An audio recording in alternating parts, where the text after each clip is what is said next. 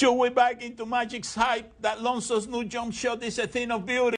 I do think sometimes when we're talking about Simmons or Fultz or some of these young guys that we do overreact, that they should still be in college, and some of them need a minute to develop their jumper. And I also believe, even though Magic Johnson needs to hype and commercialize this team, I believe that LeBron James is going to make every young person on that team look a lot better than they actually are just by virtue of being wide open. So I think you're going to see pretty seismic leaps from a lot of the young players on the Lakers. Speaking of looking better than it actually is, if you want to put it side by side with his jump shot last year, I'm pretty sure it is a thing of beauty by comparison. He shot 36% from the field last year, 30% from three, and this for a guy who shot 41% from three at UCLA. So he can shoot, but that release was just way too low and way too deliberate for the NBA level. Now, should it improve with work? Absolutely. Look, I'm buying into him having a much better season, given how much time he spent in the weight room and the muscle he put on in the film room with Magic Johnson, and obviously working on his shot. My question is, do those old habits return under fire in games? Do you go back to what you've always known if you're Lonzo Ball? Here's what you know about Lonzo Ball, too, last year. There were times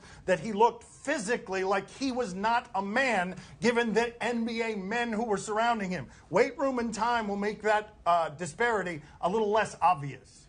Do you know why he has to practice the jump shots? Why is that? Because LeBron is going to tell him, stand in the corner, until I tell you to do something. You know what I mean? He's going to be standing in the corner doing nothing, waiting for that ball to come to him. You know what I mean? That is what it's going to be next year, right? It's going to be Lonzo Ball in the corner with LeBron yelling, stay there, and LeVar, go in, go in. It's going to be both of them.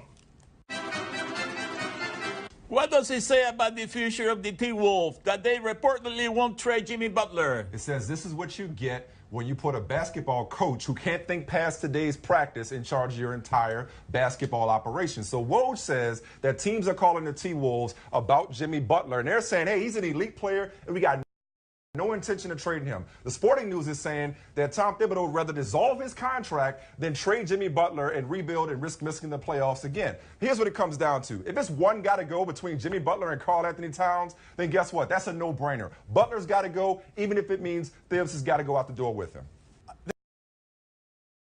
This is interesting for a number of different reasons, but you saw that Greg Popovich folded his hand with Kawhi Leonard.